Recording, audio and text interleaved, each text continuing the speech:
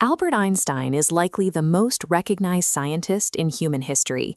We know him for his hair, his equations, and his genius. But there is a fierce, ongoing debate over his personal beliefs. In a letter from 1954, Einstein described the idea of a personal God as a product of human weakness, calling it childlike. Based on readings like this, modern atheists often claim him as one of their own, arguing he viewed religion as naive. But then you have religious believers pointing to his other famous declarations, like his statement that science without religion is lame, religion without science is blind. They use quotes like this to argue he was a devout theist. Einstein's physics and his philosophy were two expressions of the same unified worldview. To understand the simplest, most beautiful version of the theory of relativity, you have to understand exactly what Einstein meant when he used the word God.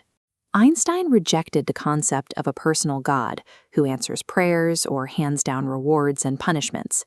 His belief centered on Spinoza's God, the perfect, unbreakable chain of cause and effect that governs the cosmos.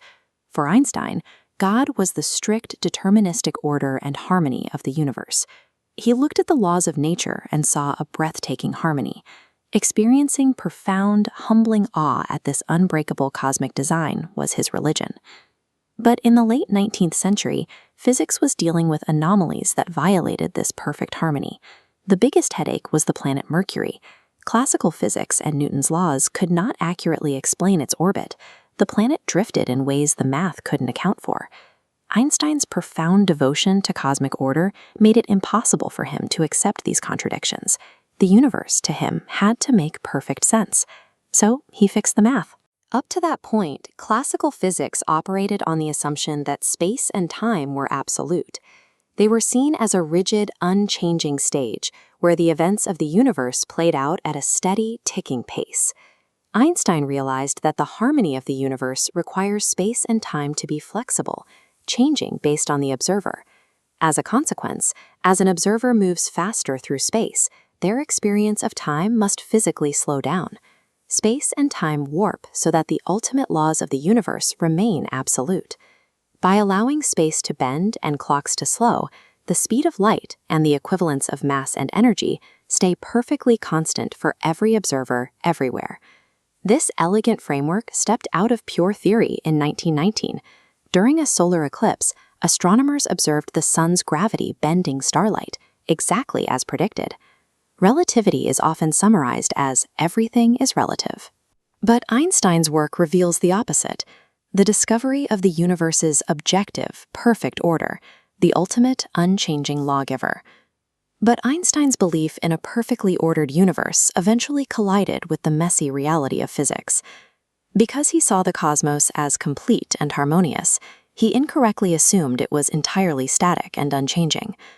This equation shows his general theory of relativity, but he forced a new variable into it, the cosmological constant, represented by the Greek letter lambda. He added this mathematical wedge specifically to keep the universe stationary in his models. Then Edwin Hubble made a discovery that shattered that stationary model. He proved the universe is actually expanding, rushing violently outward in all directions. Einstein was forced to drop his constant.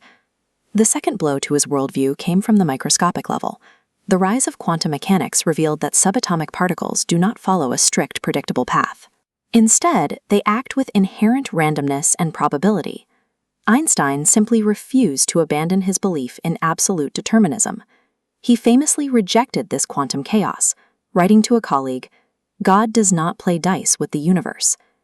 While his rigid cosmic religion eventually blinded him to the quantum future, that unshakable faith in a beautiful, knowable universe allowed him to dismantle the limits of classical physics and define the invariant laws of space and time.